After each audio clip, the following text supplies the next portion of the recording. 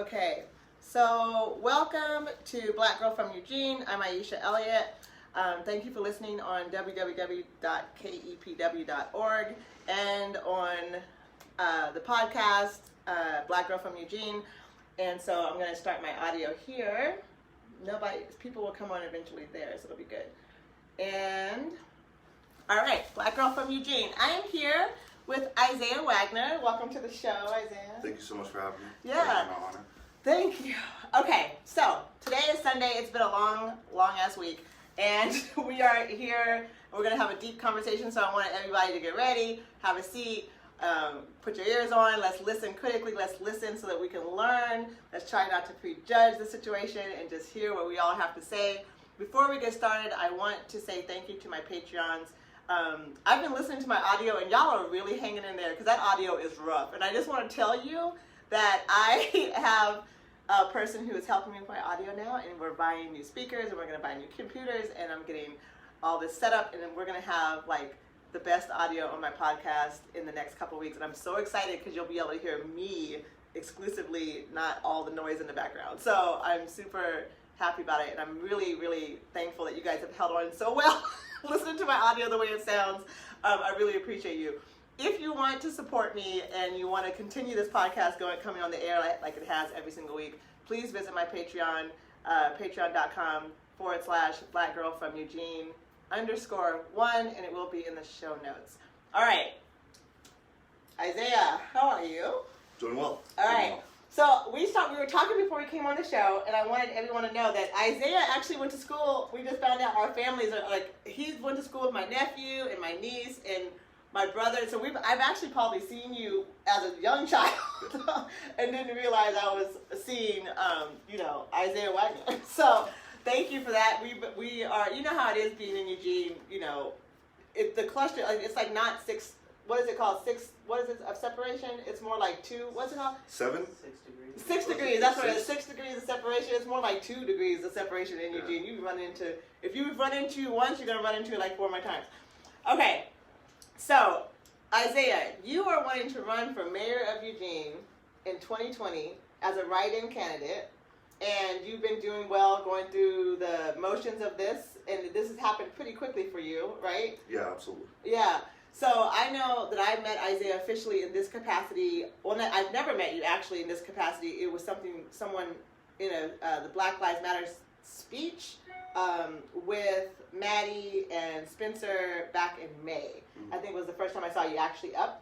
And so since then, that has not been very long that you've escalated from that to this, right, to mayor. How did you jump that ship? That was quick.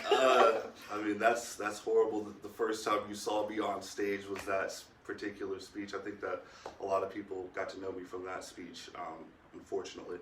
But going from that to this was just, I was looking at what we had currently. I was looking at who was running against what we had currently, and I didn't see anything. I waited for someone to step up, and no one wanted to step up, so I just took that leap. What do you mean what we had? With our current mayor. Oh, okay. Yeah. And so what do you feel like with the current mayor versus you as mayor that you would want to do differently? I would say more open dialogue throughout the community, and not offering so much lip service, but more action when it comes to the homeless community. We have a lot of high-rise apartments coming into town and being built, and I think that what the community really wants to see is affordable housing. Through all of that, we don't want to see $2,500 2-bedroom apartments that no one can afford, especially during a pandemic where we have businesses being shut down and things closing up and kids not being able to go to school. So you have single parents having to stay home and figure out how to manage and do that. And the cost of living shouldn't eat up the cost of your groceries and the cost of everything else that comes along with living in America. Right. So your basically your platform is based in for the housing crisis.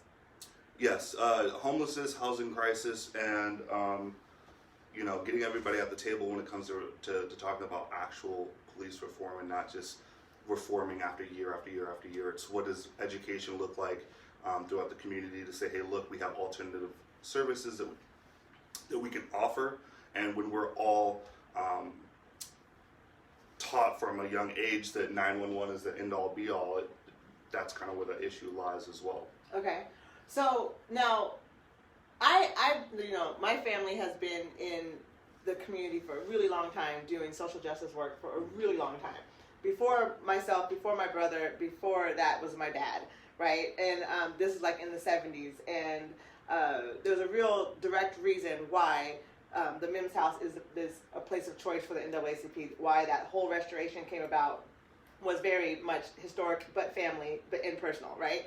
So for the history of the politics, how long have you been in politics? How long have you been like in this realm of wanting to change the community and being involved in the level of running for mayor?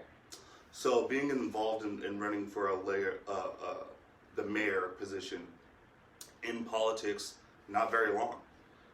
When it comes to wanting to change my community, ask the right questions, and constantly having questions myself as why is this not okay and why is that okay and why is this not it's a constant battle back and forth. So I feel like I have gathered some of the right questions that I would like to have answered, and I think that with local politics and nationwide politics that people don't really get involved too much.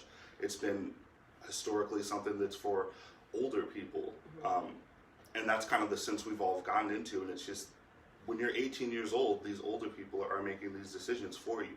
And people that are 18 have to understand that. Our younger generation has to understand that.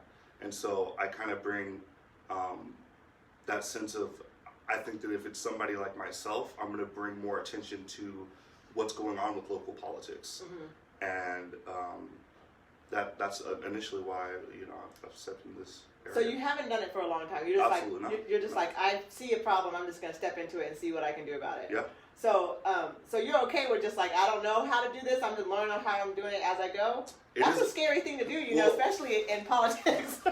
To be completely honest, we want these people from Harvard Law or Harvard Business and with these political degrees and all these different things that don't equate to what the common person is going through in the streets.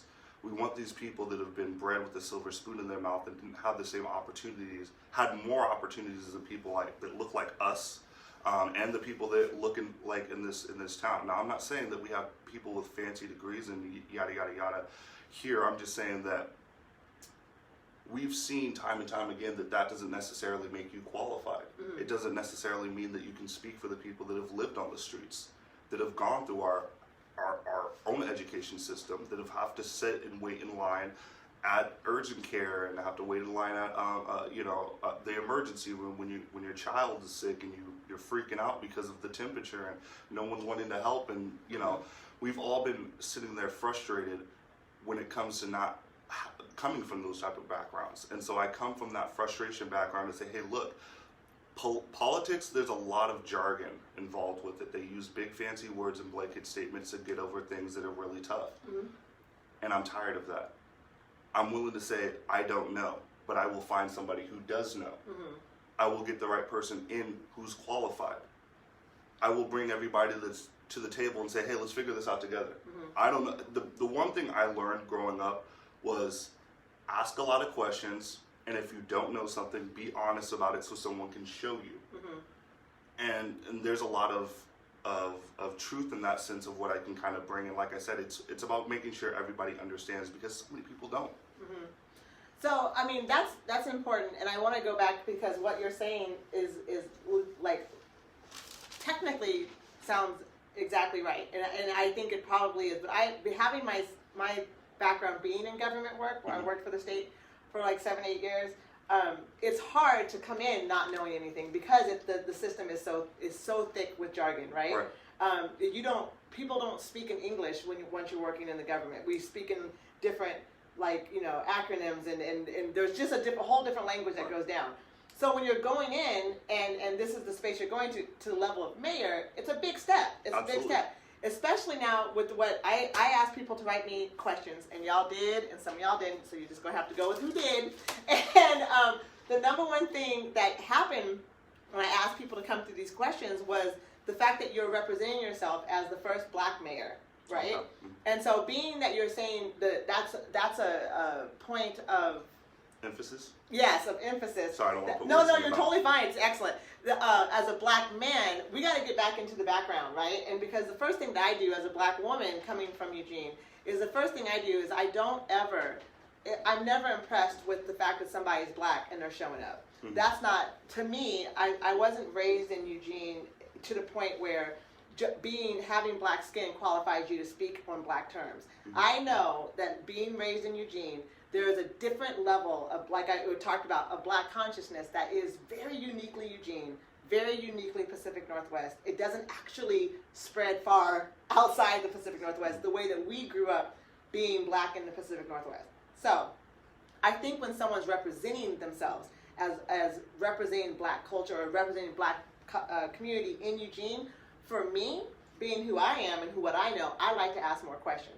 The first question is, how are you qualified? Because the one thing that I don't want is people putting black people in positions that we are not qualified to do and then saying, see, look, we put a black person in there and they didn't know what they were doing. We tried, it didn't work, sorry. That's a fair assessment. I've seen it happen. You know what I mean? Because all they want to do is play diversity and put a black person up there. And that black person needs to be vetted. Right? Yeah. Because we have black people who are qualified, not just for what you're talking about doing, but anything. Don't just grab the first black person off the street and be like, look, we found a black person. Do you see what I'm saying? Right. So that's the one thing. So it's important to me that I say, okay, you're standing here or you're sitting here, you're a black man, grew up in Eugene. I'd like to know more about that. So for me, now we know that you are biracial, right? Your father is white. And Mexican. And white and Mexican. And now we need to say that because a lot of people have been writing in these questions like his dad's white, but the truth is his dad's biracial. His dad is Mexican and white. First language was Spanish. Okay, that's important to know because that means he's not coming from a perspective of this lily liberal whiteness. He actually has experience of a person of color, at least being raised, speaking Spanish, understanding being othered. That's really an important perspective to have when you're growing up. Generally, the privilege of having a white parent means that they don't, or privilege that the white parent has, is not actually being able to bridge over with being othered in the community. So having your dad being biracial himself actually does give a little perspective on that spot. Okay, so you were raised by a biracial father. Yes. In Eugene? Yes. And you were born here? Yes. Okay. All of us you were born Sacred Heart? Yes. Yeah, me too. Okay. Right? Everybody who's born in Eugene is like, we're all Sacred Heart babies, so here we are. Original Sacred Heart. The original Sacred Heart, right? Okay. So I think when we go back down and we talk about representation as a black man, growing up in Eugene, it's hard to say that. What is your experience? What is your experience when you're saying you're relating to being like the black community? What is your experience growing up as a black man in Eugene that you can relate to this black community? Feeling like our culture's not been around here. Mm-hmm. When I went through schools, it was the first time, other than my siblings, that I saw black people in Eugene. I saw more Hispanic versus black. I had one person of color in the same grade that I can remember, which is my cousin Isiah Wilson. And so it was tough kind of trying to figure out exactly who I was as a person. Going through this 4J school system, and I know that I don't know if you have or have not, but it's not that they make you black, but they make you see that you're black as a black person. The deprivation of being black. Yeah. Before the teacher reads To Kill a Mockingbird and the N-word comes up, it's that talk that she has with the whole class, but it's based to you. Mm-hmm. And it's just that being singled out, being the person who, going through the most of the stereotypes. I was voted in school, me and the only other black girl, we were both voted to be most likely Beyonce and 50 Cent. Like, who are the two most likely to be them? Well, yeah, you found somebody black and you grabbed them off the street, essentially. And so that's what I'm saying. It's like those type of different stigmas growing up, not seeing anybody that was an educator until I got to the middle school and then high school level that was a person of color. no one looks like, you know, it's just, it was tough having no one look like you. And then you have to get most of your home cooking from home, from my two sisters that lived in Delaware, growing up predominantly, from my grandmother, who I stayed with every single summer up until I was in high school. We stayed 3 months every single summer. And my grandmother is the fourth black woman to graduate with her PhD from the University of Oregon in education. Nice. So you went, now she wasn't here though, when you went to go stay with her in the summertime, she was... No, she moved to Delaware because that's where she has her job. She got a job at was the president of Delaware State University and worked with Joe Biden. Okay, and that's your grandmother? Yes. And that's who you visited every summer growing every summer, up? yes. Okay. So as you're growing, and as I'm listening to you, this is something that is very common with black folks in Eugene, Right. that is like I do facilitation, I do anti-racism facilitation professionally for a living, and the one thing that I am always talking about to white folks is that white folks want to focus on the deprivation of black people. They don't recognize the actual wellness of black people. So I'm going to challenge you with that, because a lot of people who grew up in Eugene are fighting to show up that they are black, and that black is meaningful, and that black has value. And so we're always trying, not we, but this community in Eugene is, as black folks here, have this need to be validated by the oppressor or the colonizer, or however you want it, the white supremacy that we all live through. And so it's this constant battle of I am valuable, but then it's like they're talking to the people who are oppressing them, not to each other, to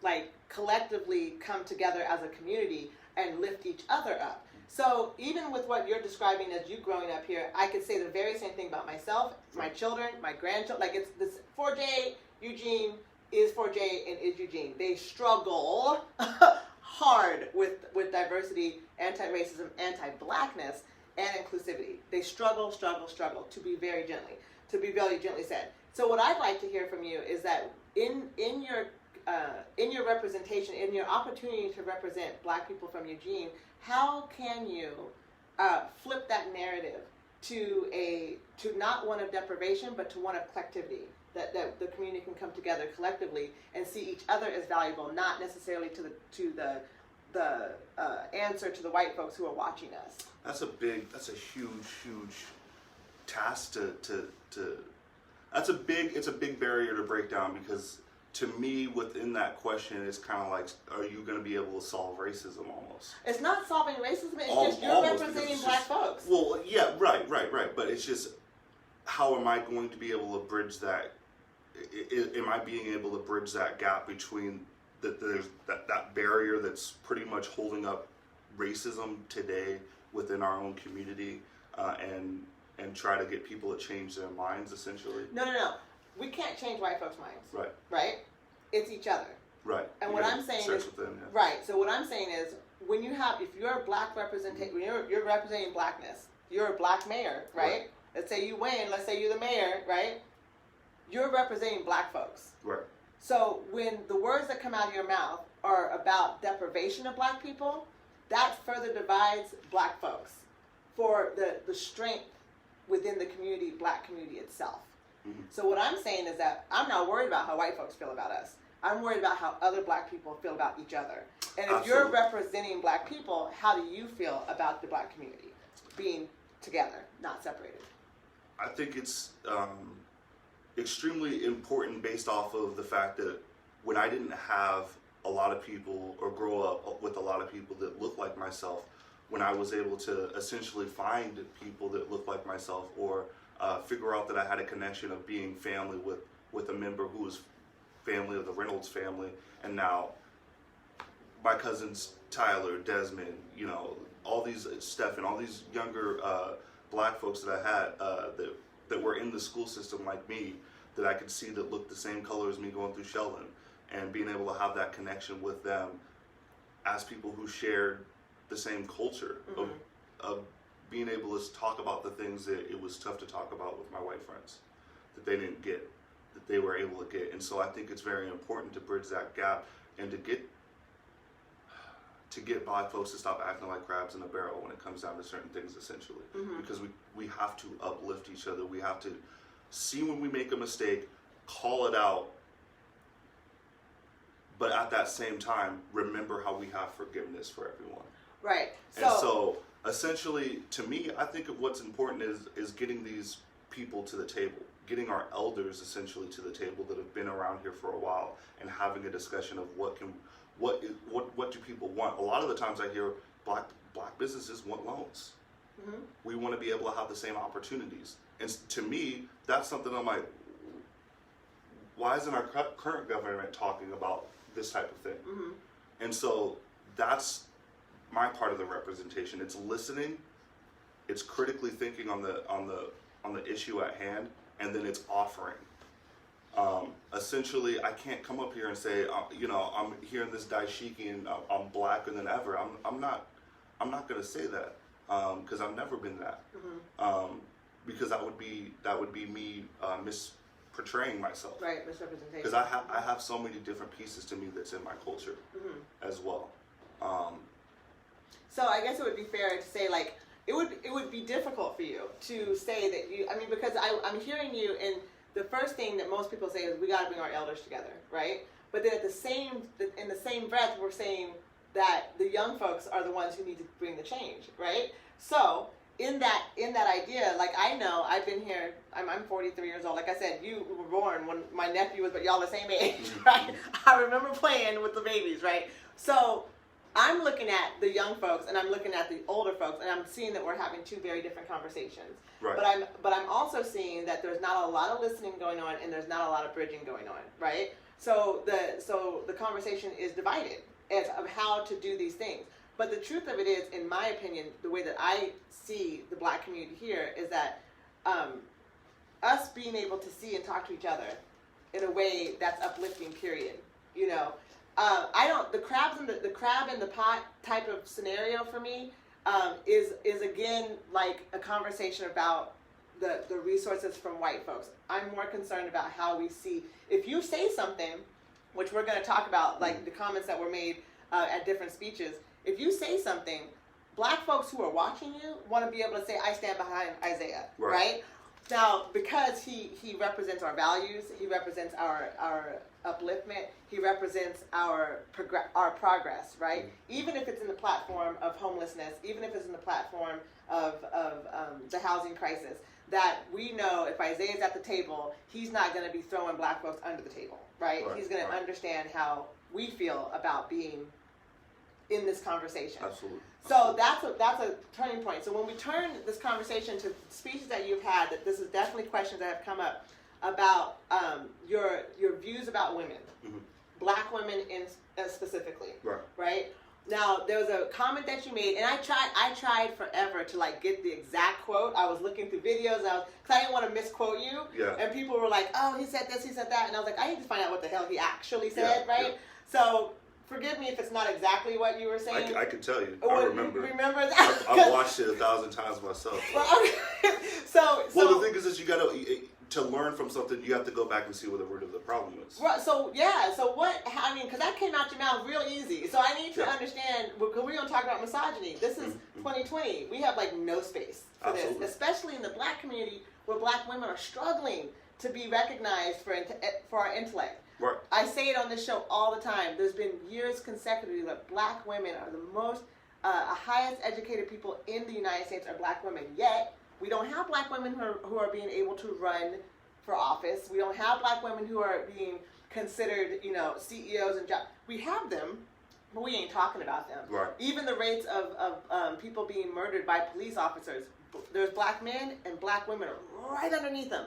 The percentage is not very far, but yet we don't talk about the black women being executed the way that black men are. Right. So black women are in history kind of erased into the background, although we are always very present. Right. So having someone representing black folks talk about black women with the comment that you made coming off misogynistic, that's how people have labeled it, is super problematic. So what is it that you said, so I don't misquote you? Okay. I said, my God, is there anything more beautiful than a black woman twerking? Oh, that's not good. I mean, if she turns around, if every black woman turned around in this room at this march, we'd all know why Black Lives really matter. That's what you said? That's exactly what I said. Why in the hell would you say that? That is the worst shit ever, Isaiah. What are you doing? I'm not laughing based off of what I said. I'm just. That is okay. So now that you've watched that 1,000 times, please let me understand how you understand how that was. Like. Well, here's the thing. Like, here's the whoa, thing. that is not the quote I meant. That was way worse. First off, before I explain myself away, let's begin with this. I said those comments at a BLM rally or march. Yeah. I perpetuated the sexualization of women. Yes. That trivialize women based off of what they have, their tools and equipment. And as a human, I am sorry. Before being a black man first, but as a human, I am sorry because of what was said and the damage it can cause. Well, it can cause, but did cause. Well, what I mean by can is once you say these type of things, you're showing it. For me, I'm showing the younger generation as another man, a younger boy, that it's okay to think or say these type of things. So let me go back. Okay, first of all, I have to stop you with the tools and equipment. It's the body. Right. A woman's body, not tools or equipment. That's important, right? Right. Because you're not representing just men. These are little girls that are going to look at you too, right? So, and I understand you have a daughter, right? Yes, so she's not developing tools. She's developing her body, right? So the thing is to respectfully understand how this comes across is misogynistic. Right. That's the part that sticks hard, because it's, if you're looking at a person and describing a person and the description of the person comes across like tools and equipment, that doesn't come across where you're thinking of equity. Right. And see, that's what I'm saying. It's one of the things where I'm misspeaking. I'm trying to be as correct as I can without. But I want you to be honest. Okay. So honestly, like I said, it's talking about a woman's body. You won't know how big a fool is until they open their mouth. And I opened up my mouth to be that fool. I played right into the hands of the ones I shouldn't have played into.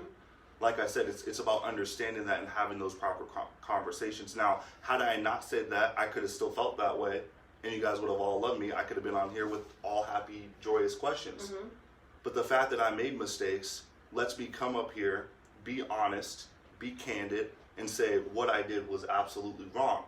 What are the dangers that go with that? You have men out there looking at a woman who wants to pull out her breast and breastfeed her child as a sexual object versus as a part of her body that's used to feed a child. Nurturing, right. So you can go to Africa and you can see both sexes walking around without clothes because they know how not to sexualize each other. It's a common thing. This is someone's body. Did I know this previously? Absolutely. Did I know it to this extent? Absolutely not. And so for me, it was taking those tongue lashings and seeing who I hurt for those different reasons, and then getting educated on it. So how have you educated yourself on it? Not from a classroom, not from anything that goes along with that. I've got educated myself through talking to my brown siblings who are women, by talking to my brown family who are women, talking to other women that aren't of color, to understand exactly what it's all entailing and what it's all about. Like I said, I mean, it's really inexcusable. The only thing you can say is, I apologize for what I did, and I understand why it's so wrong. From these conversations, why it hurts so many people, because women, specifically women of color, have been fighting since the beginning of time to get their share. And doing that, perpetuating women, that trivializes them based off of their sexuality, discredits all women on a large scale. And as a black man, going up there and saying that, it's making it seem like it's okay when it's absolutely not okay. Did you ever publicly apologize? I know someone apologized for you, but did you ever? No, I publicly apologized at one of our meetings, one of our marches. Black Unity? Unity marches. on a public scale there where I said I was wrong. I came out and initially apologized once it happened, but it was a non-apology because it was based off of emotions and not based off of actually seeing what the root of the issue was. Mm-hmm, mm-hmm. So a lot of people had an issue with the non-apology, and I acknowledge that because I was acting purely off of emotions of, I didn't do that. I'm not, what, misogynistic? Right. You know, it's just all those things in your mind. You get so defensive, like, I'm not any of these things. But then you got to step back and be like, you just said these things. Mm-hmm. Now you need to be accountable for the shit that you said. Excuse me, I don't know if I cut. For the stuff that comes out your mouth that shouldn't come out your mouth. Mm-hmm. But also be able to come into these areas and these seats and explain exactly what was said, why it's not okay. So do you feel like you still have work to do? Absolutely. Mm-hmm. I think I'll always have work to do. Mm-hmm. I'll never not have work to do. And having a daughter has taught me, I can't just sit there and say everybody needs to have a daughter, but you know, it will mold a man a lot to see exactly, ask you those type of questions. Are you that man that you want your daughter to be with? And if the answer is no, you got to change. To me, for me being 43 and you being 30, like, I'm surprised that your age, that you would have that vocabulary, to be honest, because I was like, I feel like we were doing a lot of work with our children for our boys to understand that there's nothing about a black woman, or I say black woman now, or a woman's body that defines her intellect or her value. But so I'm surprised that was even something that came out. And I mean, where did that come from? So getting away from the apology side, where I just explaining myself, because this has nothing to do with the apology. Because I want to look at the whole picture of the situation. Where it came from was that comedy is something that I love.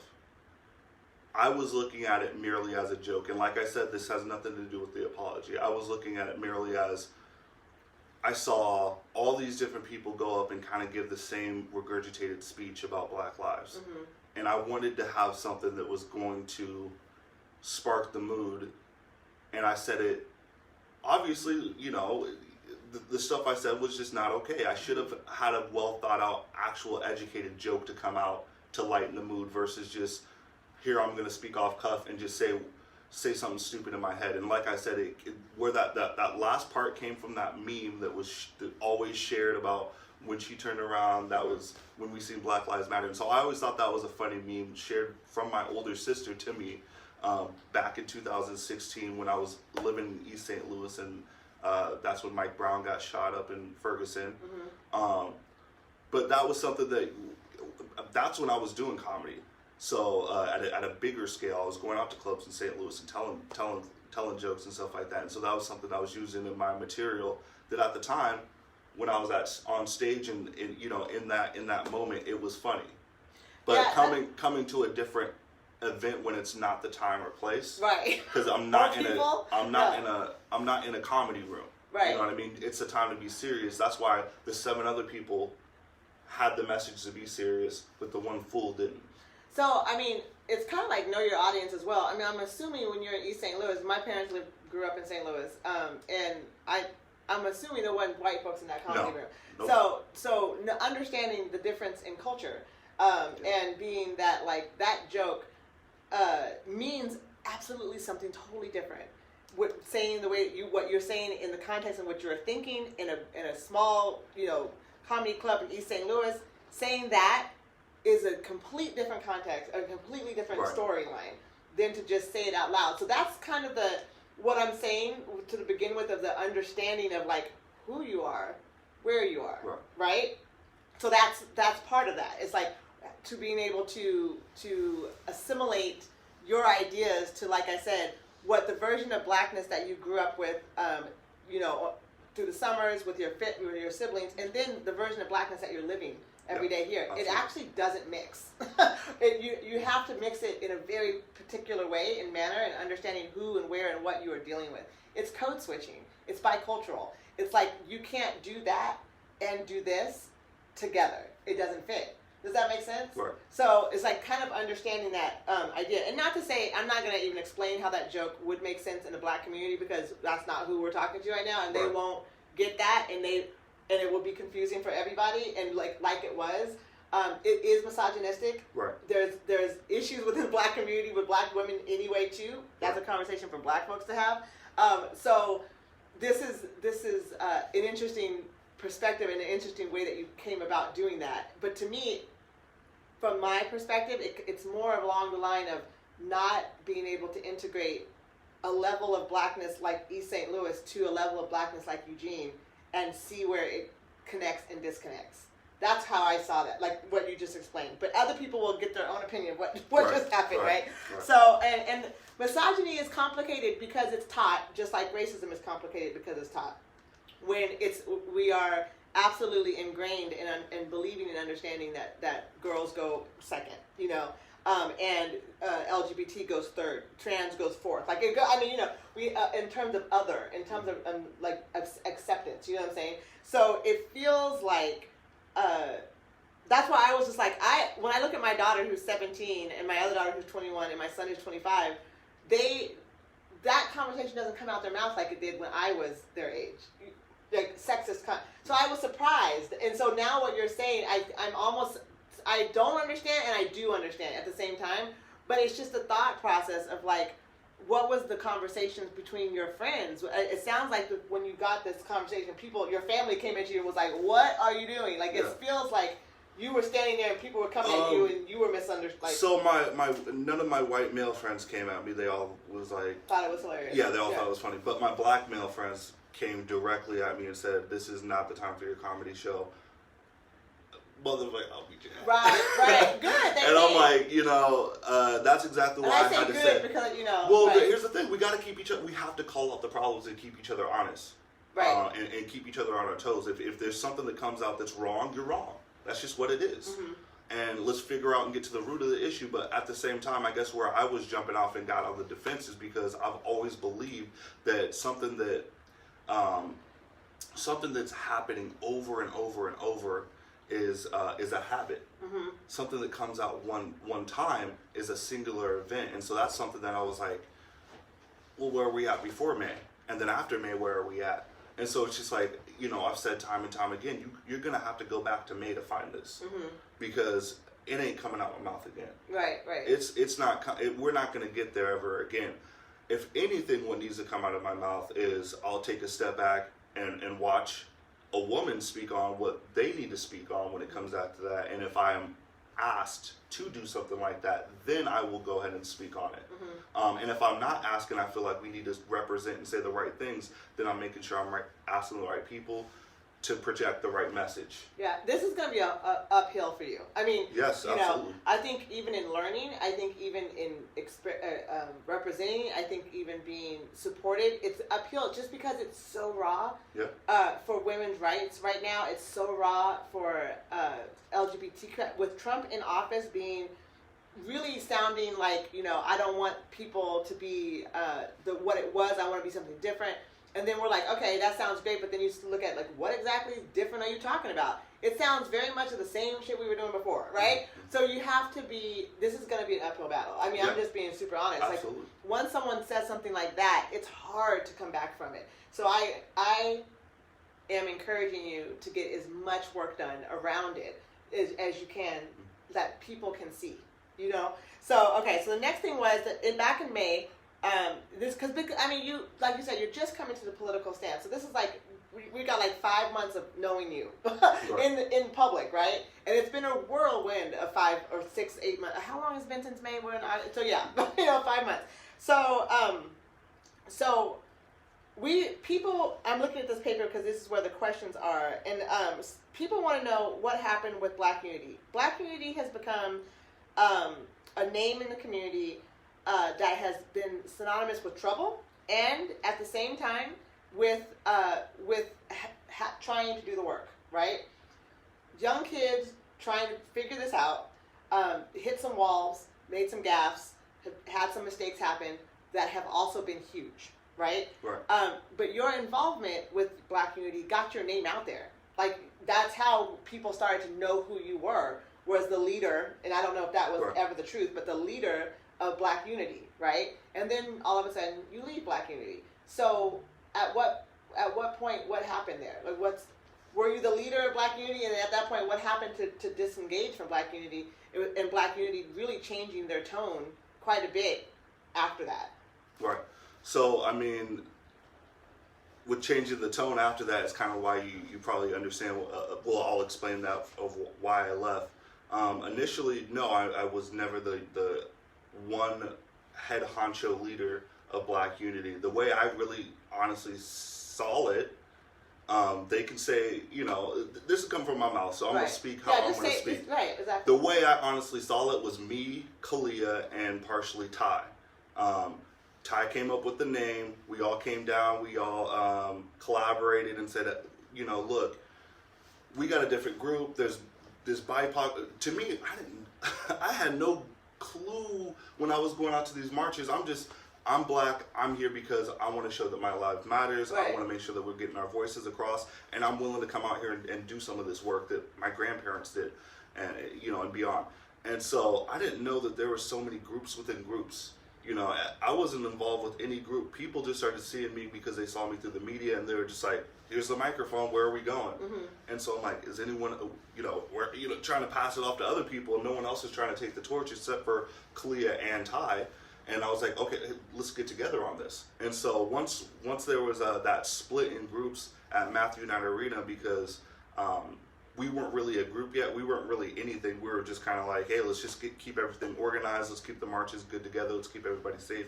Let's be more together on this. And that was kind of on the drop of a dime right before the march happened. Mm-hmm. We were giving the microphone to everyone. Just give the microphone to everyone. Let them speak, especially BIPOC, Black people of color, right. Which I didn't know BIPOC was a thing until all of this process. But there was some confusion in the crowd. Why are you letting a military member speak? Why are you letting white people speak? Why are you letting this happen? And then they broke off, and then we got together and we're like, hey, look, we need to come up with our own moral stances and virtues so people understand who we are, what we're coming from.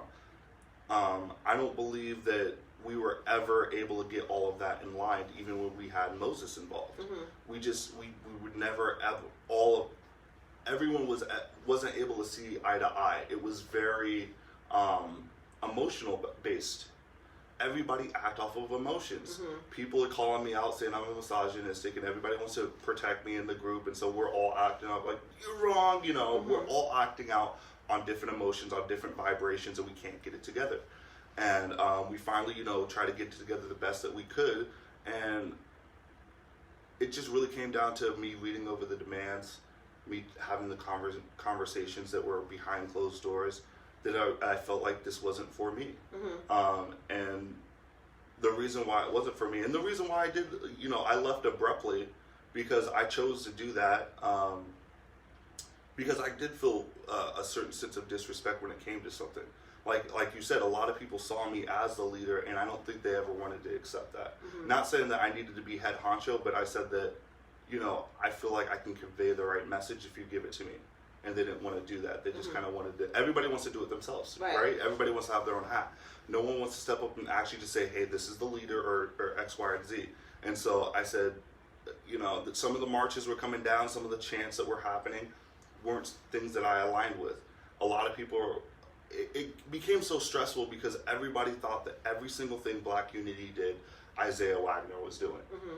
If this person over here is getting in trouble for this, if this person over here is saying no gods, no masters, all cops are bastards, that I'm a non-religious atheist, and it was just like all these things were just being thrown at me that I was like, I'm tired of the unfair accusations of who I am. Mm-hmm. Let me show people who I actually am. From then on, since Black Unity, I felt like I've been trying to convey the right message of what I'm about and who I am. And I've said it multiple times. Like I said, I am not ACAB. They had an issue. Say what ACAB is so people know. All cops are bastards. Mm-hmm.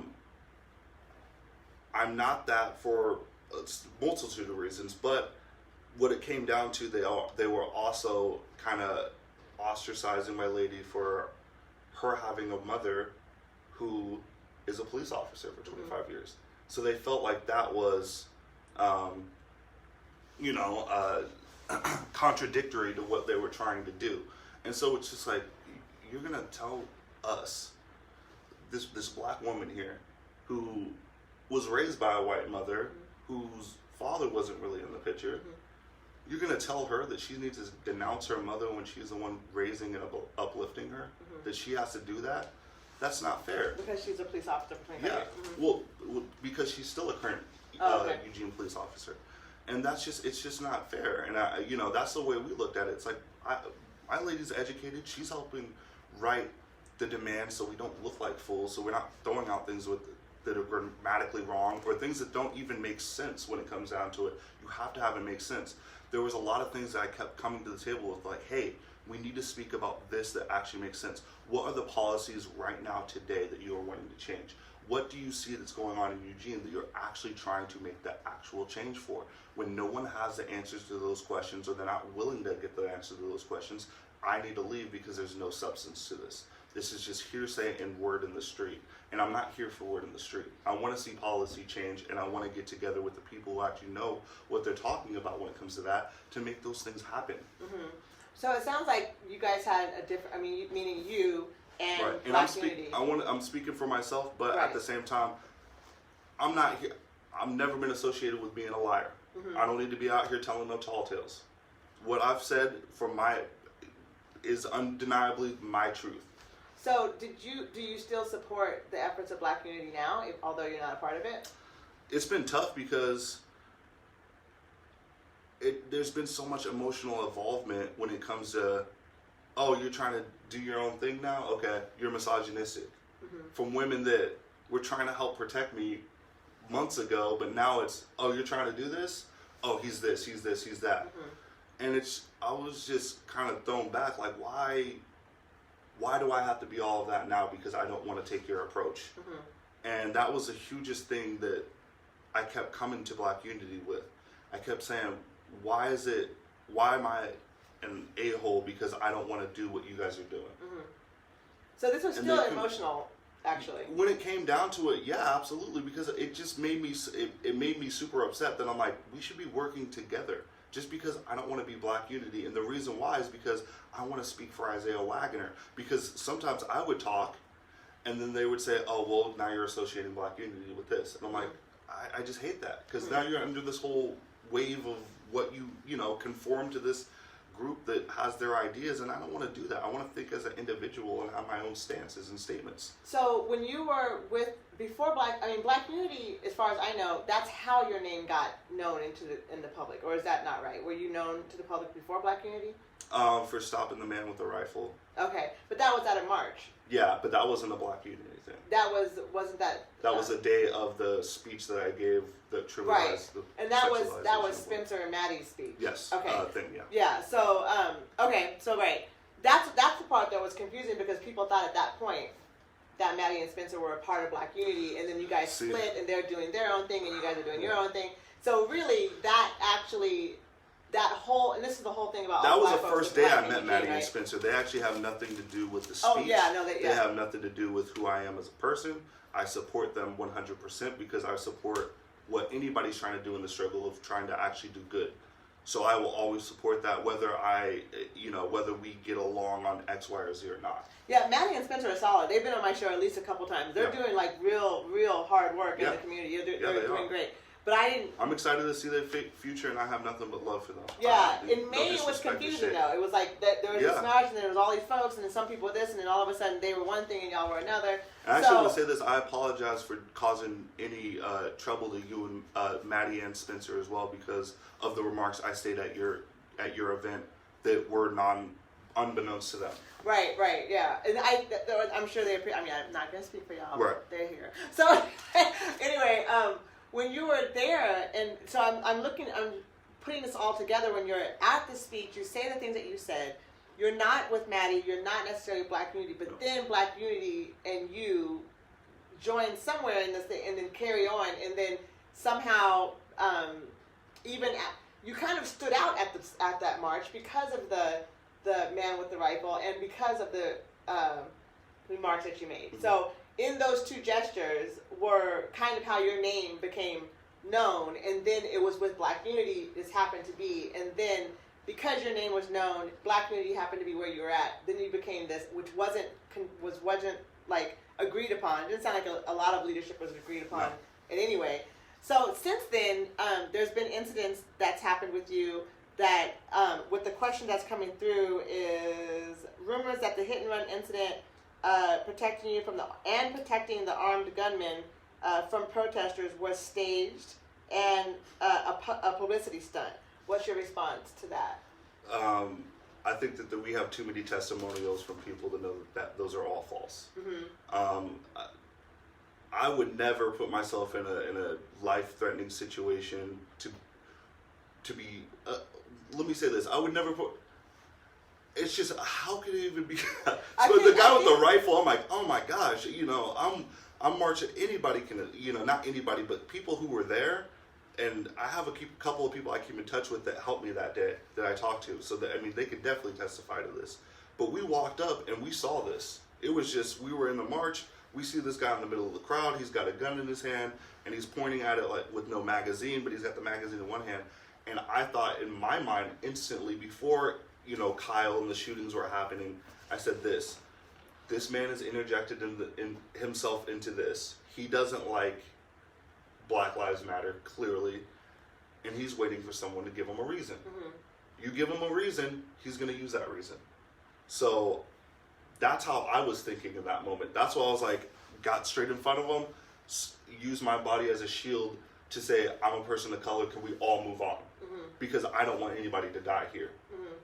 I don't care what it comes from, what it is. If we all move past this person's Jeep, because everybody was surrounding it and giving him a reason. You're surrounding me, you're backing me in the corner. I have my wife in the car, she's getting attacked. These are all reasons why this white male would put his magazine in his rifle and start shooting folks. So I'm like, if you ignore him, what is he going to do? If you ignore him and he starts shooting at us, what does it look like? A bunch of peaceful protesters walking down the street and somebody causing trouble. Now when it's like people were looking for a fight, he found a fight, they found a fight. I was trying to be that wedge in between. I would never do that for media attention. At that time, I didn't even know that people were streaming that the event was happening. Someone took those clips and they made it into what they wanted to make it, and then the media contacted me based off of the views it received. I had no clue until the day after that this was that it was out there, and so like I said, it's just a train that goes by that just. To me, it's just like I said. It's initially just trying to do what's right. I feel like a massacre could have been on our hands. I felt like he could have rolled up the rifle easily, shot people down, and that's what would have been the story. Versus now I got to talk about this potentially being staged. Now being at the Child's March, another situation. No, absolutely not. Like I said, I've always been that person who's willing to step up to see where there's a potential issue to try to protect everybody else. And I'm not over here trying to say, I'm made of sugar and candy. It's just not that. It's just that I've always felt like I could be the voice of reason in certain situations. I can de-escalate certain people. I know how to talk to people of all walks when it comes down to certain things. So, male to male or anything like that, that's just kind of how I've always been when I saw someone being aggressive, especially when it came to another male. Those were like the times I could step up, and it's just the reason why I also work with kids ultimately. I've just always felt like I was a tall person that people looked at, and if I can equate that with being a voice of reason, then they're going to even respect me even more, and I can make sure that certain situations aren't happening. So the man with the vehicle, he drove down the wrong area of the street. He got citations for a reason. Are you going to say the police staged citations that they gave him? It's just, we have over 50 witnesses saying what happened.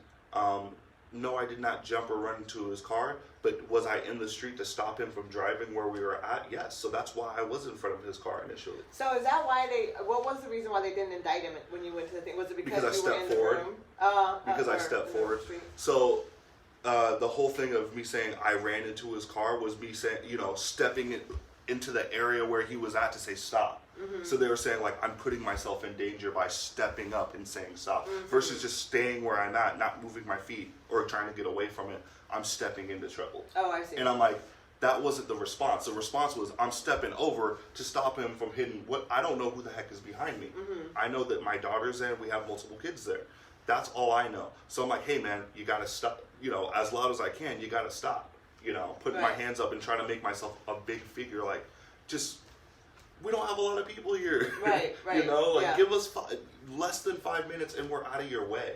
You know, and he needed to rush home for some particular reason and wouldn't stop his car. And once he got to that point, that's when I jumped out of the way. And no, it was not a staged event. No, I'm not Jesse Smollett, and that really offends me. No, I've been called that, and that really it offends me because I have witnesses. We were there, and just because the justice system failed us yet again doesn't mean I'm someone who staged an event.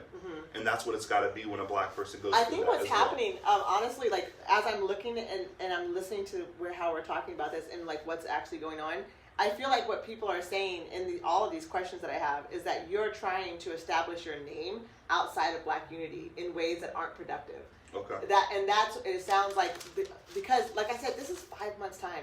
There's a lot happening for one dude. Right. Well, the kids event happened at the Black Unity when I was with Black Unity, and so no outside and getting to the outside of that point. Yeah, you're absolutely right because I feel like I'm a man who can create change. So yes, I'm trying to establish a base for myself and my family to help others.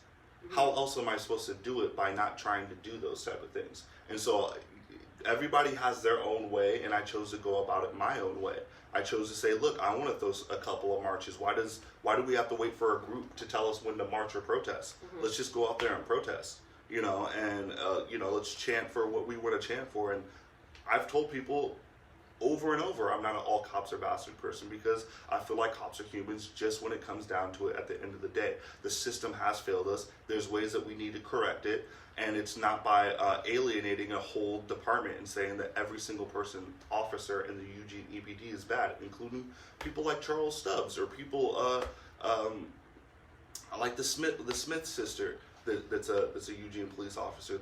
The people who are Black police officers who feel like Black Lives Matter can't even march with us. And she even said that the Smith sister that did the video for EPD.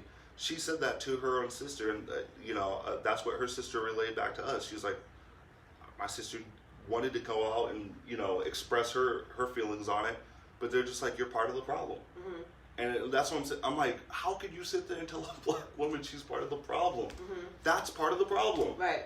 So, that's just where I kind of was just like, I can't sit here and say that this person's bad based off of their profession. Now, are the rules that keep them safe bad? Sure. Do we need to change those rules to hold everybody accountable?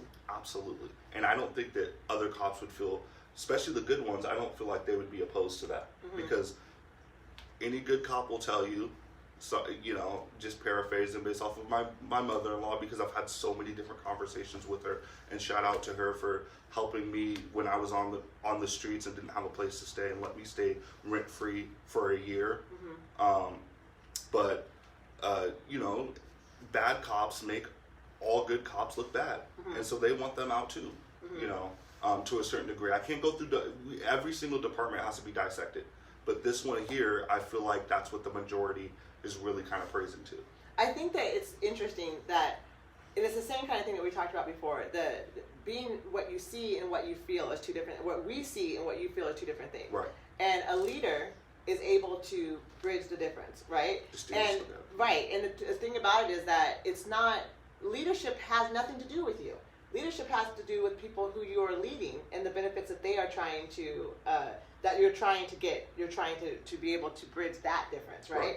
So basically, with your deeds, the leadership will develop. With conversation, with the ability to be able to reach and talk to people who disagree with you, and for people to understand the perspective in which you're coming from, is a place of progression. But there has to be a reasonable ability to negotiate between what's popular and what's real, right?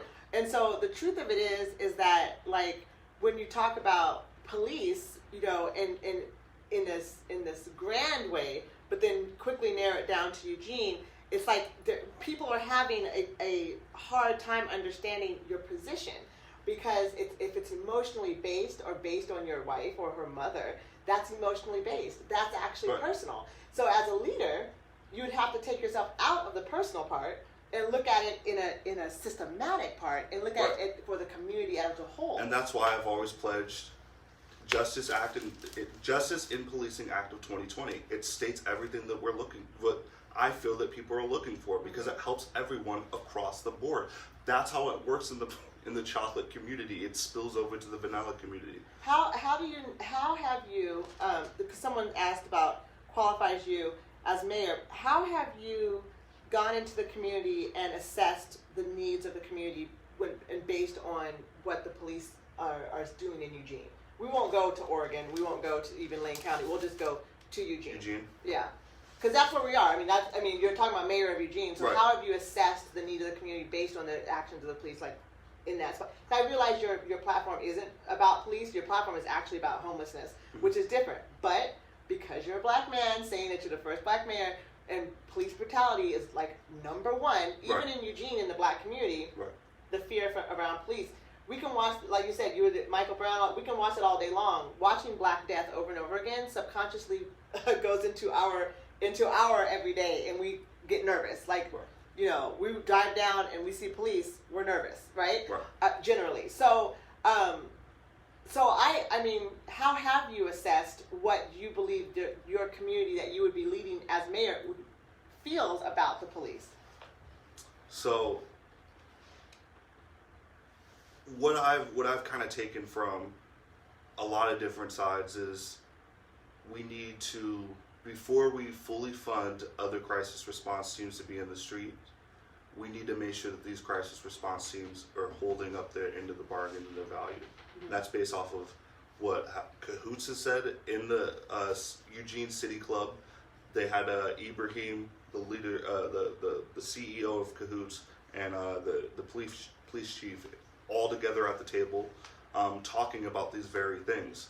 And like I said, if you can get these programs to where they need to be, you get the proper facility, you pay them more, because everybody wants to get compensated for the work that they do.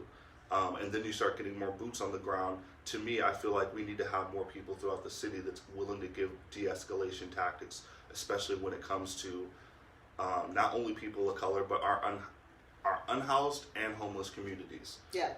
Starting with a love first approach and making sure that we can actually get the correct education to these people that are going through these different walks of life. I think it's just all about having the police presence for threatening situations, life-threatening situations. You know. But this is from your personal experience, or is this from being involved in these meetings? Like, where are you getting the assessment from? Being involved in these meetings, being involved in a lot of different meetings. You know, your brother has been a huge asset in letting me sit at the table of these Zoom meetings that they're having with NAACP, other different clubs, and members of government. And so, you know, and even when I was with Black Unity, listening to everybody that's in the council meetings, giving their say-so, hearing what they want to do. But like I said, you have us, when it comes to voters, and voters are the truth of the city to me, because that means those are the ones that are actually listening and wanting to actually get these things done, barring someone who obviously can't vote when it comes down to being a felon or being of the younger generation. To me, I think you have a majority of people who don't want to defund the police. I think you have a majority of people that I think that they would be open to something that is more of a reform based off of how we can, now that we've gotten these two together, now that we've seen Cahoots issue, we got to dissect Cahoots. We got to make sure that we're doing the proper thing and getting the proper need there, because there's a great need there. And then, like I said, it's rolling out more facilities and more boots on the ground, and that's going to help out everybody immensely. More boots on the ground. What do you mean by that? From crisis response teams. Okay. So, and you guys, I know you guys are putting like comments, and I'm super not looking at it, so I will look at it afterwards. Okay. So, what are your thoughts on the division within Eugene Black community? Do you feel you have any part in that current situation? I feel like it's a lot of people wanting to do their things their own way, and that's that's the stubbornness of it that I would love to change all. Like you said, a lot of people have always said we got to get to the people to the table, but are they actually getting these people to the table? If you don't, to me, the invitation should be always out there, and there should be a public meeting to happen to say, hey, what are our current issues and what can we tackle? We can't do, the NAACP can only exist if people are actually trying to be within that program. We don't need to have just out of town people coming from different schools to say, obviously I'm black, I'm trying to figure out where I can go meet and help out with other black people. And it takes those people, it's been taking those people to take that initiative versus people that within our own community that have lived here to take that initiative. And there's something wrong with that. We need to have more NAACP leaders going into our schools and teaching and saying, this is where your programs are at, this is where we could be at. Education to me is very important, making sure that we have our teachers fully funded, making sure that we have everyone feel like they're valued and they can learn in a safe place. At the same time, they can learn a lot about their culture as well. And so to me, a lot of the things that I talked with your brother about with Eric were very troubling to me that I didn't know. That I had to sit there and take a seat back and kind of really dissect it all in my own mind and say, what can we really do to get people together, because there's been a lot of in-crowd fighting for a long time. And it's everyone setting their emotions aside and coming up to the table and saying, what do we need to actually get changed so we can make this change happen on a month-to-month basis? I think I say this, and then people are like, my brother. Eric Richardson is my brother, if everyone didn't know that. He is the executive director of the NAACP in Eugene, the Eugene sector of the NAACP. So I always say this about that, is that the NAACP is one faction of black leadership in Eugene. Right. And it's not even local. Now, he is local, obviously. He's, not born here, but raised majority here. He was actually born in St. Louis, so it's like, so basically, we've been here the majority of his life. He's been married 30 years. He's got 5 kids, all raised through the 4J system. It's very much Eugene, right? Like I said before that, my father was here. Brought jazz to KLCC for the first time ever. Brought in a lot of jazz greats to Eugene that hadn't been previously. He's a pioneer in that way for black culture in Eugene, which was in the 70s. So we have a stronghold of black,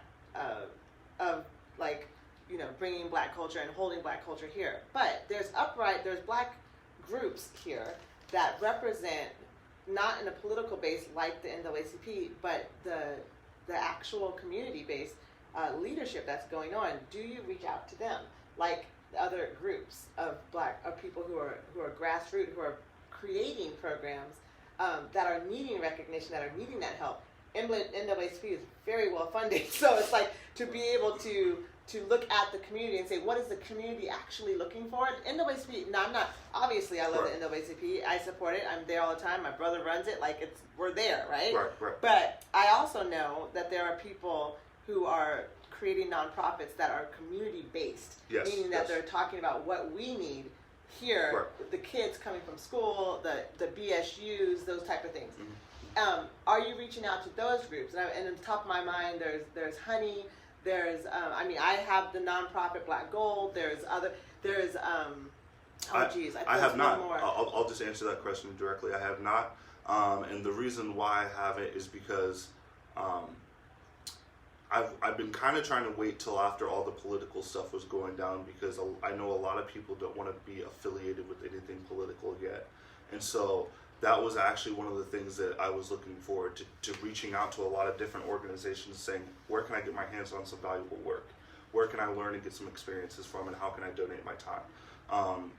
But that's essentially, once I took that role to step into to trying to be the write-in mayor, I know a lot of people, you see a lot of doors close in your face at that point, because a lot of people think that you're trying to peddle your position. And so even with here today, before you accepted us to come, I was like, I would come here and I want to talk about the issues that we talked about directly versus me coming up here and say, write Isiah Wagoner for mayor. Yeah. Because to me, it's just, if you're going to, you're going to. I'm not at that stage where I'm actually on the ballot to where I feel like I should be campaigning so much. Right. I just feel like I need to speak to the people that look like me and say, where do I need to go? How do I need to grow? And point me in the right direction and let me prove it.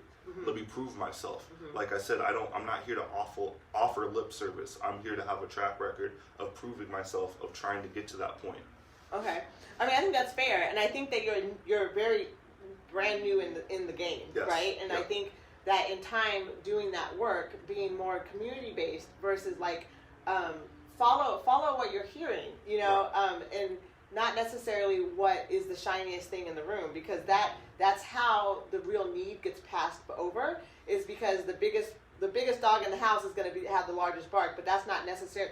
That dog is getting all the food too. So right, you see, so you got to like look around and see what's actually happening, so that you can be effective for the people that you want. I mean, because you know, how many homeless people are you walking around through? Are you going to the camps? Are you sitting there talking? Are you like asking what the real need is on the ground? Because that's how the grassroots comes up. And you're brand new to this, so it's like having. Well, those are things also. I mean, me and my father have been doing for years. I've been doing volunteer work ever since I could pretty much talk and walk. I grew up in a homeless shelter in Little Rock, Arkansas. We had nothing, and my father was bagging up chicken for people on the streets, and I was right there with him giving it out. And so, and he's done this type of work coming into Eugene and working with a gentleman named David Robertson that was feeding people in the Washington Bridge area, and I would go and attend at those type of areas too and feed people as well. I've volunteered my time almost every Thanksgiving, because that was the place that fed me and my father, because he, you know, as my brother knows and my sister knows, we weren't getting a Thanksgiving turkey with stuffing and all this other type of stuff. We had to rely on the community dinners that would provide that for us. And then listening to people say things like, I was opening a can of cat food for me and my cat, and then I remembered that they were having this dinner, and I was able to come down here and eat. And so being able to sit at those tables and actually hear all these stories is really molded me and grounded me to know that we need something better for these folks. And that's what the one thing I've been trying to say is, we need a place that's going to accept everyone.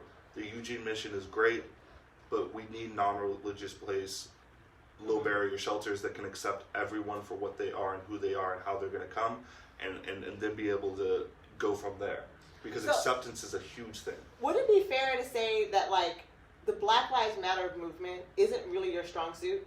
No. Well, here it is. You know, the Black Lives Matter movement, to me, when it comes to the actual based organization, no.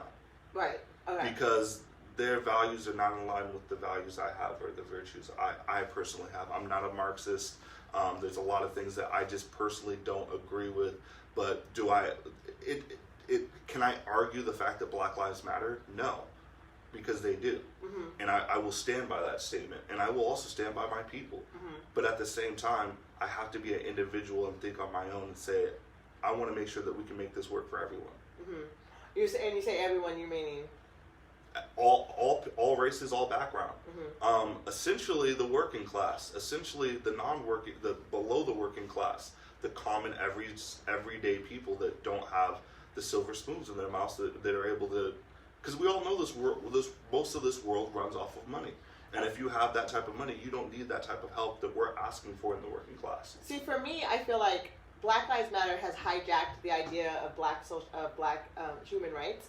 And so, and I say hijacked meaning that Black Lives Matter becomes a thing that you have to do a certain way, which is, I mean, to be real, is just straight bullshit. So the truth of it is I appreciate Black Lives Matter for doing what it has done, bringing awareness to white folks in a way that they for some reason had never had. But the question that's come across here is as an activist, right? When I say Black Lives Matter being not your strong suit, is that I want to know, and to this question about the activists of human rights for Black people, how long before Black Lives Matter was an issue were you doing that? Because to me, it sounds like your heart is really with homelessness. I mean, that's your experience. Homelessness, the housing crisis, the people on the streets not having what they need. having that seems like that's very passionate for you, and this other is like circumstantial because you are a black man or seen as a black man in your as you walk through life. So I'm wondering. Well, I mean, this you gotta person's think about. wondering. I mean, even like Barack Obama, even though he's a black man, he still has to speak to everyone. He still has to be inclusive for everyone. What does affordable care do? That helps everyone, in particular people of color. Yeah, but you right? know, I So say this that's- about Barack Obama that- all the time. He's half black, raised in Indonesia Right, with a right. white woman. Like, and I'm not he's Obama. global. I'm not Obama Right. either. I don't He's a want people global to person. say, you know, I'm not sitting here trying to compare myself. But like I said, that's just where I kind of take it from. Like, yeah, you're right. You're not getting a downright black activist. You're not getting as Malcolm your- X. No, no, you're not. You're not. You're gonna get someone who's honest, candid. Like I said, willing to listen to the people who know better than myself. I'm willing to sit here with you and listen to exactly what you're willing to say about X, Y, and Z. And I'm also willing to project that message as much as I possibly can. I'm willing to say, these are the people that have been voiceless that couldn't have that seat at the table, that I'm willing to give that seat at the table. Opportunities are important. So those are strongholds I can do. I can empathize with people when I look across the table and say, do we need a diversified portfolio of people in our office? Yes. So okay, something came across to me that's another day I was talking to somebody who was like, why do we have to care or give a damn about what black folks are feeling when there's only 2% of black folks in Oregon? What would you say to that? because you have to care about people as a whole, humanity. It's not. Is it more important to be American or is it more important to be a human? You have to care about humanity first. So that's why you have to care about what the little guy says as well as the big guy. So that's what I would say. And obviously, you know, that's someone that is very far on is on a different vibration than where we're at when we can kind of see these issues happening and affecting us. Yeah, I mean, it was a stupid comment. For sure. I honestly think that my position would be trying to uplift as many black people that have been here doing it for so long and trying to give their voice a bigger stage and platform. People like Lily Parker, people like your brother, people like yourself. You know, and I'm not saying initially, like, you know, because I'm doing that, but if I'm able to sit at this table and offer that, then I'm able to offer that. I'm able to look at it and say, what are the community ideas that we need? You know, that's the whole point of it. How many times has our current representation able to come sit here and say, what do you feel like the black community needs? If they're not willing to do that, that's an issue. That's what I'm saying. We need people that are willing to go to the brick and mortar places like this to help people, one, help people out in that regard, and two, get the message to be on a broader scale that people are going to pay attention to. The old white man that's been benefiting for a long time in our country, yes, but as Eugene as a whole, is going to listen to what the political leader has to say. And if I'm here doing a podcast with you, they're going to tune in and see what's going on. That's what I'm saying. It's about getting more information out there. So my last question, because we're almost done. I know we're like that, but I want to talk about the unhoused community because I realize and know that from my background that mental health is a huge issue in the unhoused community. So what is your background in understanding how to support that and as an activist? I mean, we talked about your experience as an activist for against racism, but like with this being a mental health crisis, I mean, the unhoused has like the percentage of mental health crisis in the unhoused community is astronomical. So for that to be what it is, do you have any ideas or platforms to address the access to healthcare, access to mental health care for the unhoused community? That's a tough one. I do not have any expertise on that type of situation. Like I said, that would be something that I'd be outsourcing for because there are things that we don't know, and that's the biggest thing in politics is what we really need from more politics, from more people in our position of leadership to say that if they don't know something, to say that. Stop acting like you know everything. Not everybody knows everything. That's why you find the people qualified on those levels. We can look at it as a democracy and get these people involved. My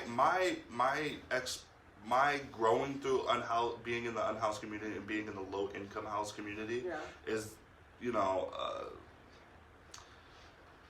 there's a lot of angles to it. There's a lot, you know, it's like a community college. You have your pimps, you have your players, you have your hustlers, you have your trying to get over on the government and make sure that they, you know, can do X, Y, and Z. And then you have the people that are actually trying to use this system to actually get somewhere.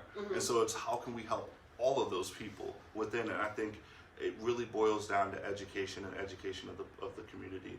How we're going to reinvest in education in the community to let people know that these are actual problems and how to deal with those problems. Right. I mean, I worked in the government working with welfare families and working with unhoused people. I think that's where I know you from. You think so? I honestly think that one year you were my representative when I needed to get food stamps. Are you sure? I'm 100% positive. I feel like I remember all the black folks that come through. There's only like 12. You know what I'm saying? No. I feel like all the black people come. I'm like, no, it was literally like one. I went in there for like, you know, the whole little meeting thing. That was it. It was one time. Because I definitely did food stamps at one point. 6 months. Okay, yeah. I did do food stamps at one point, but then I moved on to welfare, and then I moved on to other things. So I was people's food stamp worker at one point. Oh, that's cool. Okay. But so when as I worked into a family code situation, dealing with families who are unhoused, a lot of drug and alcohol issues, a lot of mental health issues. Not necessarily with the food stamp families, but the other families, the TANF families, and then with being a liaison with child welfare, dealing with that situation, working through that, working with OEMS with diversity through the state. I had my hands on a lot in, you know, with the unhoused community, with the poor community. I myself have been on welfare with my kids, no car, riding my bike through Eugene while I'm going to school full time with 3 small kids. I've done the hustle, right? I've been through it, a single mom, but yet I graduated, you know, straight A student, right? And I mean, my kids remember, my son who's 25 remembers me being in the living room till 3 in the morning with books, chemistry, stuff all around me, coming downstairs, you know, seeing me studying, get up at 6 o'clock in the morning, get 3 children dressed and out the door for school on time while I take my butt to class and be in school all day long, study, you know, so I got the hustle, right? I was never homeless because I have family and because I knew I was educated and I knew how to work the system, right? I find that what really happens is that it doesn't matter if we get the infrastructure, we're all sitting there and we're all like in the homeless camps and we have our applications and they can't read, or they don't know how to actually finish the application, or they don't know how to follow up. Right. There's no address to follow up. They can't come back and get their food stamps. They can't get the cash because they don't have an address. The due process really doesn't work for everyone. It doesn't work at all. So, and so what I'm saying is that to be, and this is just my 2 cents for you, it's like, if you want to be different than everybody else, then get inside and then go from there. Because everyone else is going, this is what they need. That's not the way to go. The way to go is to get in there and go, what do you guys need? You see what I'm saying? It's different. And you will get a different answer. Right. So, and that's everywhere. That's with the black community. That's with any kind of marginalized community. It's like if you're looking at it from the outside going, my experience says this, so this is what I think it should be. You're going to get a quarter of the answer. You got to go in and come out, and that takes time. Right. So I wish you luck. I do think that you have growth to. I mean, you're 30 years old. Right. You have a heart that says, I need to be doing these things.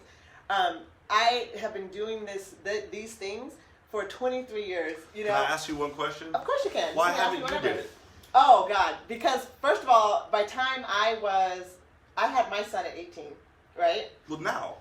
Oh, at 43? Why? Oh, Lord. Okay. You really want to get into it? You don't think people will give me votes? Oh yeah, I can get the votes. But this is what I feel like I can do. As I've worked in legislation, as I've worked with the state, and I did it for 8 years trying to just push race diversity and equity in the state.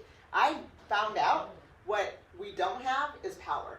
So what I do now is I'm an entrepreneur for myself, and I teach the community about the wellness of blackness and how you have to invest in that in order to beat anti-racism and anti-blackness. So what I have done is created a program. I've created 4 different programs that do that. And so what I'm doing is from the ground up for myself, and I've created an education program, I've created an anti-racism program, and I've created a program for white parents that are raising black kids, a cultural mentorship program. I've done that. And so the way that I am activating is that I'm not going to go through the government, because the government for me is the mountain.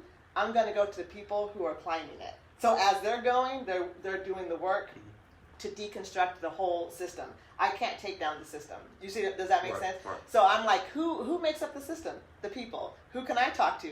Them. What can I tell them? The truth about what blackness really is. And so that you're not coming in to this conversation going, black people need your help. Black people don't need their help. Right. What black people need is for them to get out of the way. And so and allow black people to be wholly themselves, and it will be beautiful, like it always has been. So for me, I'm teaching white people, and I'm encouraging and empowering black people. And in that moment, those white folks who learn more from what I'm saying, and those black folks who feel empowered from what I'm saying, will go into the system and say, I call bullshit on this. And it will implode from the inside out. That is my dream. And that's how I'm doing the work. So it's two different angles, right? Mm-hmm. Yeah. So that's, and I've created, like Black Gold, I've created, like I said, right now I'm doing 4 different programs at once, right at this very moment. and Black Girl from Eugene really was, this like podcast really was a part of that. Was like black folks, BIPOC people, black, indigenous, and people of color need a space to be able to say whatever the hell we want to say without the judgment of white folks. And if white folks want to hear it like a fly on the wall, they can do it, and they will actually learn what we really mean and what we really want and what we really are feeling every day. I come here every Sunday and do that. That's another education program. You know what I mean? So that's how my activism works. I'm a black woman. I barely take suggestions. Okay, so I can't be in the government with them telling me what to do, and then I give them all my energy, and then they take what I said, splice it into one piece, and then they change that too, and then I don't get any credit. Like I can't continually do that. And like I'm 43 years old. I've been doing that for a long time. I have a nursing degree. I was in the healthcare system. I was doing social work. I was in the government. I mean, I've done this, so I know how it works. I'm going, oh, okay. I gotta do this shit myself. Right. Let me create something myself. Okay, here, Black Girl from Eugene. And they're like, oh no, here she comes. You know what I'm saying? So I mean, and that's fine with me. And I write in the newspaper. You're gonna hear my opinion there. I mean, so I feel like education works that way. Working with children, educating, empowering. Yeah. Yeah. Absolutely. So there you go. That's my answer. You've been a wonderful guest. I'm really happy that you came and did this and had this conversation. And I hope that people got a better idea of where you're coming from. And I hope that you do work to get a stronger, grip on the community, right. Because I think you have the right mind, the right heart for it. I think that you have the right passion for it. I think you need more experience. But I don't think that that's a bad thing, because it's open. It's 2020. Right. It's wide open, right? Right. For anyone who wants to take it, it's time to go get it. Absolutely, and that's kind of my plan. This has all been a learning experience. I'm trying to grow. I'm also trying to figure out exactly where I need to be at to gain more experience and to further myself to get there, to really be able to help everyone else. And like I said, I mean, anybody who asks if I won now, of course we're gonna hit the ground running and like I said, ask the right questions and do what we got to do and be open and available to the public within these type of forums and these type of settings. And thank you so much. It was a blessing and an honor to be here. I know that it's not easy.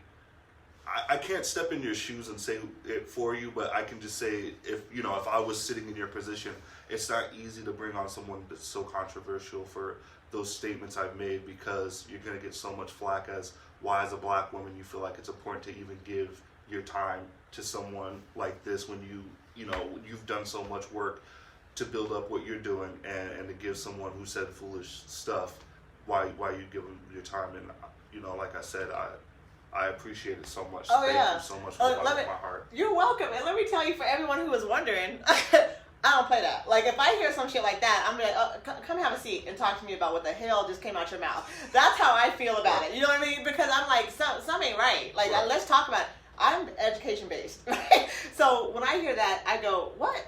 This happened. And I'm not going to lie to you. I'm a black woman. I have a ton of friends who was like, why would you have him on your show, right? And the truth of it is that if you're a leader, it's not personal. And what you said was misogynistic in form. And I personally did not take that into, because I'm also a leader for Black women, for Black people in this community, right? So I'm going to say, can we talk about that for a second? Right. And now if you would have came in here and been like, yeah, it was stupid, I know, blah, blah, I ain't had nothing to say about it, then I'd have been like, I'm going to have to say you're misogynistic. I'm going to have to go with that, right? But for me, I'm listening to what you're saying, and I understand that you are learning, right? And I'm being very honest with you and the community that's listening, is that I think you have work to do, right? Yeah. That's not a bad critique. You know what I'm saying? I'm not saying you're misogynistic and you can't hear me. That's different. I'm not saying that. I'm saying you have work to do. I'm saying that the community is here watching, and if you are doing the work just like other leaders that you know, just like Eric, just like myself, just like Leela with Honey, like, you know, Randy, the people who are in the community, you will earn the respect of the people by the actions that you take. Absolutely. I said from the very beginning, you have an uphill battle, because what you said was bad. Yeah, right? absolutely. No doubt about it. Right. So you have an uphill battle, but that means that everything that you do from here on out needs to be very deliberately learning about the value and what people are saying, because you want to be mayor. Now you're the people's people. You're the people. You are responsible for what the people need to be, what we need to hear from you out of your mouth, right? You're representing all of us. Right. So it has to be clear.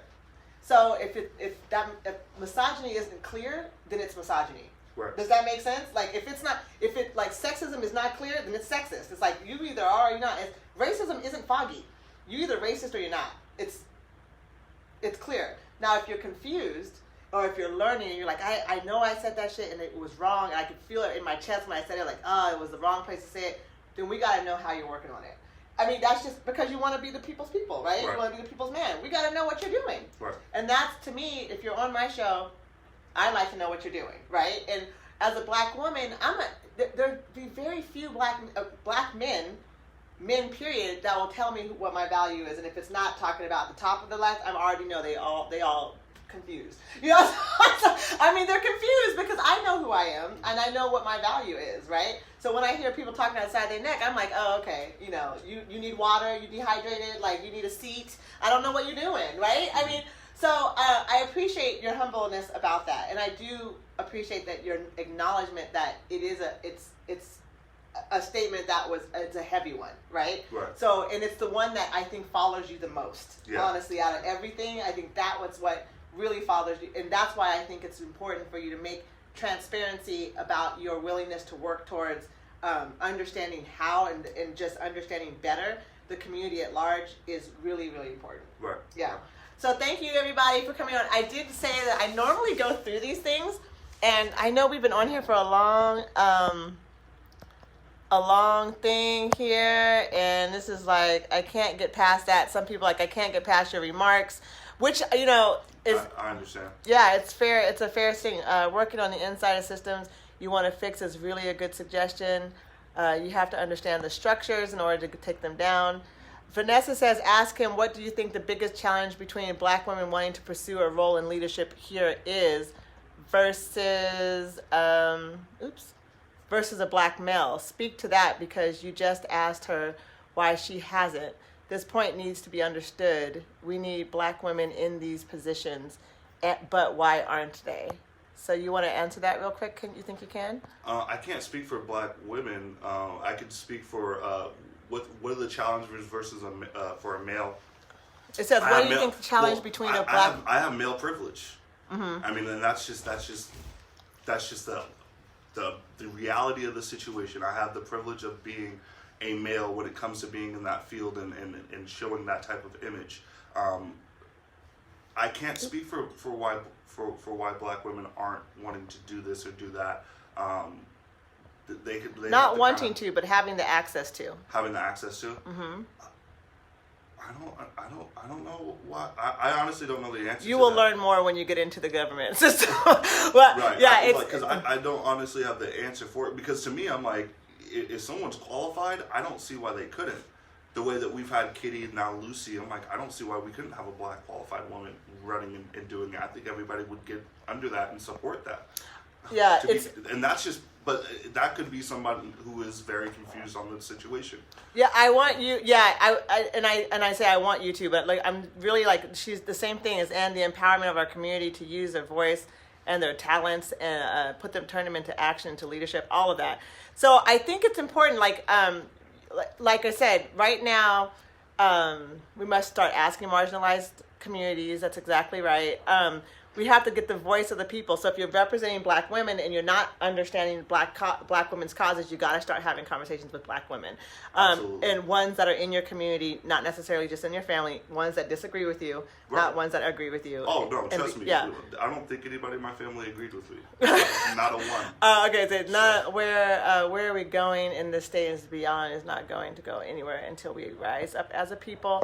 These are all really great comments. We got fired up. Women are like fired up, and people are like really trying to have these conversations and listening to what you're saying.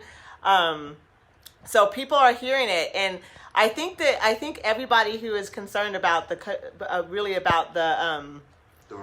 remarks about women and Black women, it's not, like I said, it's not a little bit. And he's been getting a crash course from where he is. He knows more, but yes, it seems like he lacks how systematic racism affects good cops.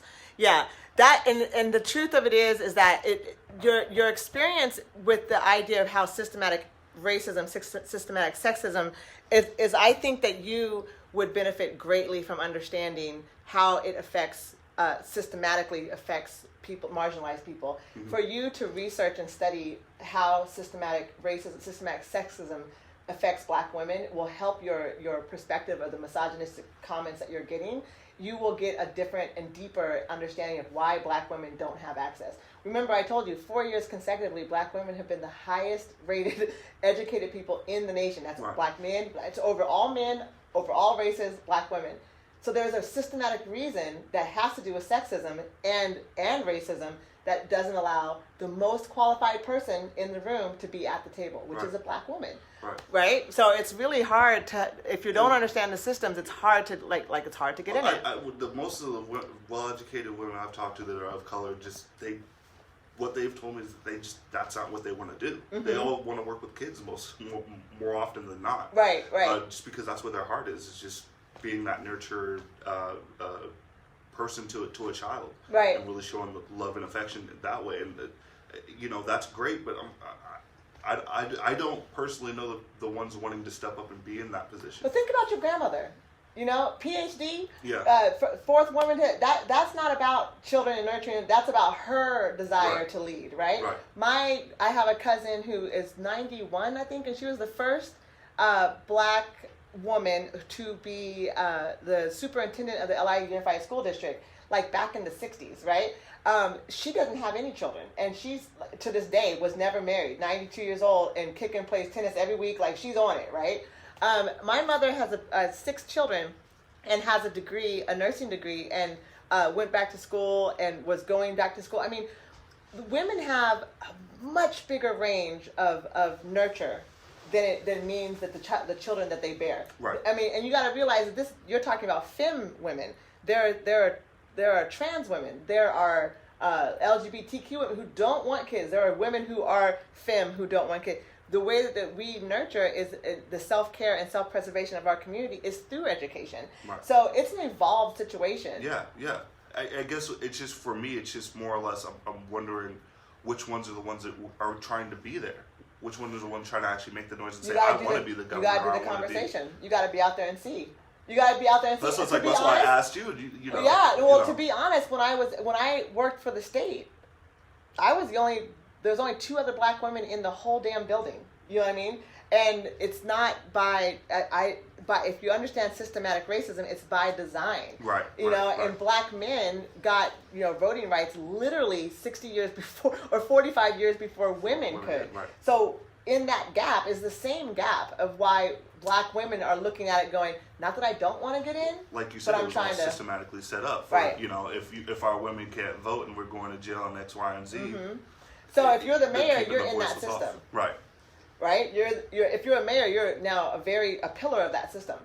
So in order to open gates and open, even for the platform that you're in, even for people who which you intimately understand, unhoused people, in order to represent the Black community, you have to intimately understand the barriers that are there for Black women, right? We all know Black men barriers, and you're a Black man, you're there, but the most marginalized group in that situation, even in BIPOC, are Black women. Right. So it's important that understanding that in a real strong way, that you can have that constituents behind you, because I'm telling you, without having Black women supporting you, you won't get very far. Absolutely not. I mean, that's just the voting voting numbers. Well, I mean, even in life. Mm-hmm. It comes period. down to even in life. Period. But like I said, I guess something that I've also learned through it is just I can't portray that I know what it's like to be a woman. No, you don't. Ever. No. Right. I need to be able to say, this is who I have at the table that's helping me understand it, and this is who I'm saying, this is the person that's qualified